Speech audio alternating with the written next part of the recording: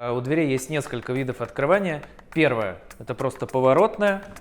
Ее можно открыть, можно закрыть. Следующий вариант – это дверь-гармошка.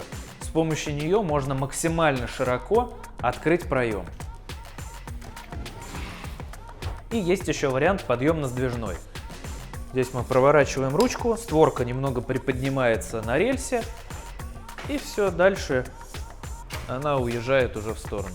Эта система позволяет сделать большие проемы максимально открытыми, без дополнительных делений. Не знаете, какую систему выбрать? Звоните нам, оставляйте заявки, мы вас проконсультируем и сделаем детальный расчет.